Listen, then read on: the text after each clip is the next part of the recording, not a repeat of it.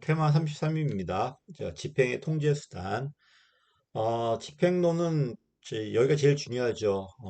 우리가 편성하고 의결받았단 말이야. 그래서 의결된 대로 써라가 통제가 될 거고요. 반면에 비록 의결했지만 좀 바꿀 수 있게 용도라든지 시간이라든지 금액이라든지 이게 이제 신축성이 될 겁니다. 옛날엔 주로 신축성을 물어봤는데 신축성을 많이 물어봤거든요. 근데 지금은 이상하게 통제를 많이 물어보더라고요. 어쨌든 제일 먼저 공부할 거는 이 내용도 알아야 되지만은 요 배정, 재배정 이런 것들이 신축성이 아니라 통제라는 것. 그다음에 이용이니 전용이니 이체니 이런 것들은 신축성이라는 것. 제목부터 먼저 갈라놔야 돼요. 그리고 이게 너무 쉬우니까 이제 내용도 막 물어봅니다. 전부 다 법에 규정된 것들이에요.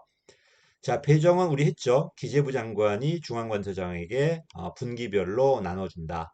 분기별로 나눠주니까 금액이 정해지고 영역이 정해지고 시기가 정해지잖아, 지금. 그래서 통제로 들어와 있고요. 이렇게 기재부 장관이 받은 것을 중앙관서장이 산하기관장들에게 다시 배분하는 게 역시 뭐다? 재배정이다. 이걸 우리는 정기배정이라고 그래요. 반면에 긴급배정이나 조기배정 이런 것들은 약간 신축성이 있다는 겁니다.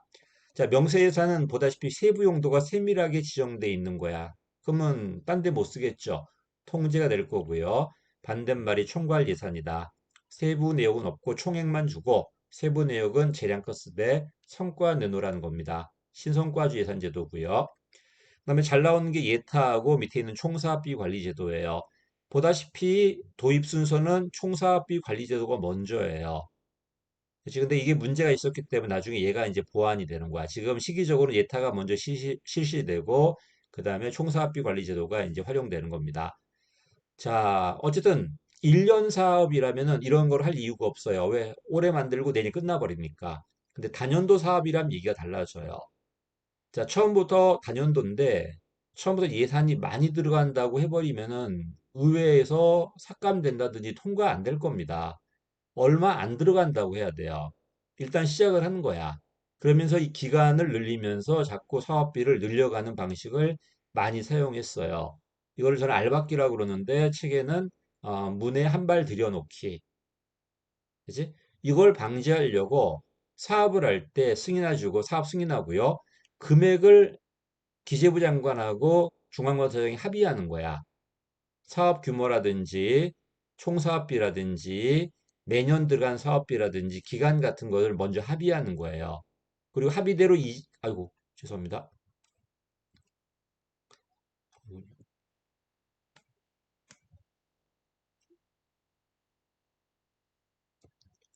죄송합니다. 합의대로 이행되지 않으면은 다시 사업을 중지하고 타당성 재조사가 들어가 버려요. 밑에 있죠. 갑자기 규모가 증가하였다든지 수요 예측치가 감소했을 때 사업을 중지해 버리는 거야. 그리고 금액은 보다시피 총 사업비가 500억 이상, 이건 예타하고 똑같아요. 국가 지정 지원 규모가 300억 이상, 토목과 정보화 사업. 근데 예타는 보다시피 토목이니 건축이니 가르질 않거든요. 그냥 보다시피 가르지 않고 500억 이상, 300억 이상 그냥 건설공사에 써놨는데 얘는 토목과 건축을 갈라가지고 토목은 500억 이상인데 건축은 200억 이상, R&D도 200억 이상이죠. 요 차이, 니은의 차이가 있습니다. 니은의 차이가 다 같은데, 요 금액 차이는 다 같은데, 다만 요 니은이 들어와 있다는 겁니다. 됐죠? 옛날 토목을 400억으로 낸 적이 있어요. 7급 문제에서는요. 이렇게까지 나오니까 이걸 좀 구별하시고요. 자, 누가 한다고요? 기재부 장관이 합니다. 예타도 기재부 장관이, 총사업비 관리도 기재부 장관이 합니다. 이 중앙관서 장관 협의하는 거 이렇게 협의하고 그리고 그 금액이 늘어났을 때는 중지하고 다시 재조사가 들어가는 게 요게 이제 총사업비 관리 제도에 94년도에 들어왔죠. 근데 문제가 뭐냐면요. 이미 사업을 시작했어요. 땅을 샀고 막 짓고 있단 말이야. 설사 규모가 감소하고 금액이 증가되더라도 이걸 그만두기가 어려워요. 이미 기득권이 생겼고 이해관계자가 생겼잖아. 돈도 들어갔고요. 이거 갖고 안 되겠다는 거야. 그래서 뭐가 들어왔다는 거야? 그러면은 사업을 승인하기 전에 예산을 편성하기 전에 기재부가 먼저 조사해 보겠다는 거예요. 그 조사 결과 만약에 국가 전체 시각에서 효율성이 없다, 그만두겠다는 거야, 원칙적으로. 이게 이제 예비 타당성 조사 제도입니다. 자, 어쨌든 대규모 사업이고 단연도 사업일 거고요. 500억 이상 사업을 6개월 정도 한 거니까 그냥 계략적으로 조사해 보는 거야. 국가 전체 시각에서. 그치, 금액은 똑같습니다. 500억 이상, 300억 이상, 건설, 기능 정보가 다 있습니다. 그 다음에 국가정보, 국가연구기술개발은 이거는 그 기재부 장관이 할 수도 있고요. 과기부 장관한테 위임할 수도 있어요. 그럼 시험에 나왔던 게 리을이야. 이거를 예외사항으로 물어봤어. 아니야, 예외사항이 아니라 보다시피 대상의 사업 대상 얘기에 예타 대상이야. 자, 절차 보니까 신청을 할 수도 있고요. 직권으로 할 수도 있어요. 그리고 국회가 의결로 요구하면은 반드시 해야 돼요. 원래 기재부는 예결위와 연결돼 있으니까 기재부는 예결위한테 제출하면 되는데 요 사업 자체는 각 중앙관서가 할 거고 각 중앙관서는 각 상임위와 연결돼 있거든요. 이러니까 기재부는 그 결과조사를 각 상임위에도 제출합니다. 그다음에 시험에 나올 게 제외사항이거든요. 자, 이거는 대개 국가 전체 시각에서 효율성이 원칙이에요. 그래서 일명 경제성 분석이 원칙이야. 그 중에서도 BC 분석, 기억나죠? BC 분석. 이게 원칙이고, 안 되었을 때 EC 분석을 사용해요. 그지? 그럼 경제성 분석하고 재무성 분석이 뭐가 다르냐면요. 이거는 그냥 수익이 많으면 되는 거야. 비용이 100인데 편익이 200이면 남는 장사잖아. 아니, 비용이 많다면 하면 안 되잖아요. 근데 얘는 그게 아니고 A 사업은 100이 들어가서 200이 나오는데 B 사업은 100이 들어가면 500이 나와요. 그러면은 둘 다 수익성은 존재하지만 경제성은 B 사업이 더 좋아요. 경제성이다. 이게 일명 BC 분석으로. 이게 안 되었을 때 여기에 질적 요소는 정책 분석이라고 그래요. 이거는 체제 분석과 정책 분석을 비교하시면 됩니다. 시험에서 누가 경제 분석인지 정책 분석인지가 들어왔습니다. 근데 이렇게 경제 분석 중심인데 이걸 들이대 버리면은 수도권 중심만 할 수 있지 지방은 할 수 있는 사업이 없어요. 왜? 워낙 격차가 심하고 효율성 기준을 들이댔을 때 지방은 뭐 효율성이 안 나올 거 아닙니까? 그러다 보니까 이제 모두 들어와 있다. 지역 균형 개발도 있습니다. 이런 지역 경제 효과가 뭐가 있는지, 고용 유발 효과가 뭐가 있는지를 검토해 보자는 겁니다. 평가는 계층화 분석 기억나죠? A 대안, B 대안이 있는데 어떤 대안이 우선순위가 더 높은가? 그지? 우선순위를 예를 들어 A, B, C 대안이 있단 말이야. A 대안이 0.5다. 그러면 B, C 다 합쳐봤자 0.5가 더 크잖아요. 절반이 넘으니까. 그래서 계층화 분석을 사용하는데 이거는 애울 필요 없어 이런 거. 0.5라면은 다른 대안 다 합쳐도 얘가 더 많으니까 당연히 그 사업이 타당하다는 거죠. 됐지? 자, 그다음에 이제 제외사항도 있습니다. 이건 뭐냐면 효율성 중심으로 평가를 하다 보니까 효율성 들이대 버리면 할 수 없는 사업들이 많아요. 공공청사라든지 교정시설 이거 뭐 하지 말까 이거? 학교 같은 것들 지금 애들도 없는데 그럼 학교 짓지 말까요? 효율성 들이대 버리면 학교를 지을 수 없을 겁니다. 이러니까 예외야. 문화재 복원도 마찬가지야. 그 문화재 가치가 얼마인지 계산도 안 됐는데 이거 효율성 들이댔을 때는 복원이 안 되겠죠. 안보도 마찬가지고 남북 교류도 마찬가지고 재난 복구도 마찬가지예요. 지금 포항이 지금 재난이 났는데 얘를 돈이 엄청나게 들어간다는 거야. 그럼 복구하지 말까? 이런 거를 예타로 해버리면은 할 수 있는 게 거의 없죠.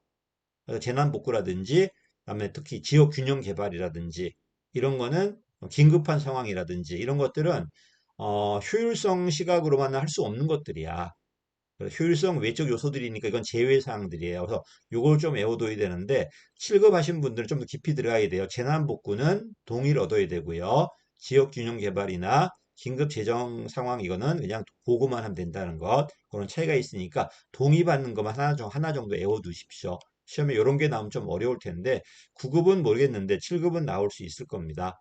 그다음에 경제성 분석과 재무성 분석의 차이가 뭔지 이건 남으면 되는 거고 얘는 남는 거 중에서도 제일 큰 걸 찾겠다는 겁니다. 자, 예타는 누가 한다고요? 중앙예산기관인 기재부가 국가 전체 시각에서 계략적으로 왜 사전이죠? 예산을 편성하기 전에 다른 말로 사업을 승인하기 전에 미리 먼저 검토하니까 예타가 되는 거고 자, 사업 승인했어. 근데 다단계 사업이겠죠. 1단계로 기초조사할 겁니다. 이게 진짜 기술적으로 가능한지 불가능한지 세밀하게 봐야 되겠죠. 밀항에다가 공항을 건설할 거야. 국가 전체 시각에서 이게 바람직한가를 보는 게 예타라면은 일단 하기로 했어. 그럼 어떤 부지에다가 얼마만큼의 공간 만들어 가지고 할 건지에 대한 기초조사가 있어야 될 거 아니야. 이거 타당성 조사예요. 이건 주무부처가 하는 거고 그 당의 사업의 기술적 측면에서만 분석한다는 겁니다. 왜 사후적이죠? 집행도 안 했는데 아니 사업을 승인받은 다음에 예산을 편성받은 다음에 하는 거니까 사후적이라고 그런 겁니다. 세부적이니까 기간도 길 겁니다. 밀양에다 만약 공항을 건설하기로 확정되었다면은 아마 기초조사만 몇 년 걸릴 거예요. 자, 어쨌든 이 둘의 공통점은 기재부가 한다는 것. 금액이 공통점인데 차이점이 있습니다. 이 차이점 약간 이거 좀 잡아보시고요. 또 예타하고 타당성 조사도 비교할 수 있고요.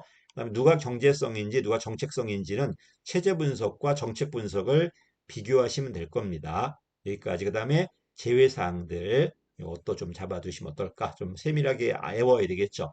이거는 제가 심화로 돌릴까 했는데 통제 뭐 중요한 게 뭐 이런 거니까 뭐 돌려버리면 통제할 게 없더라고요. 그다음 기억나죠? 조세 지출 예산제도. 조세 지출은 법에 의해서 세금 감면하는데 감면 대상이 되는가 안 되는가를 행정부가 판단하다 보니까 행정부의 재량이 많죠. 근데 이거를 감면 내역을 전부 다 공개하고 국회 심의 의결 받는 거니까 이건 통제로 들어와 있습니다. 그다음에 재정 안전성하고 재정 건전성하고 경기 안정화는 달라요. 이건 물가나 실업 문제를 국가가 능동적으로 해결하는 정책이고요. 이건 그게 아니라 빚지지 말라는 겁니다. 또는 기존의 빚의 부채를 탕감해 달라는 거야. 이런 것도 있고 또 세계 잉여금이라는 게 있거든. 사용 용도를 지정해요. 이것도 통제야. 세계 잉여금은 결산 잉여금인데 함부로 쓰지 말고 어디 쓰라고 지정해줘요. 옛날에 결산 잉여금이 남았으면 마음대로 썼단 말이야. 이걸 없애기 위해서 아니면 마음대로 쓰지 못하면 반납했단 말이에요. 그치? 반납하진 않지만은 지금은 반납하진 않거든요. 반납하지 않지만 용도를 정해줘요. 특히 이제 부채 갚는 게 많다 보니까 세계 잉여금의 처리 용도 지정도 그 통제로 들어와요. 여기는 없지만요. 뒤에 또 나올 겁니다. 여기까지가 이제 통제 방안이다. 나중에 이제 국가재정법 할 때 다시 다 볼 것들이니까 오늘은 계략적으로 한번 봐보십시오. 누가 통제인지만 제목만 먼저 일단 외워놔야 돼요. 제일 많이 나오는 게 배정과 재배정이야. 최근에 예타하고 총사업비 관리 제도가 나오고 있습니다. 그렇죠? 여기까지 하겠습니다.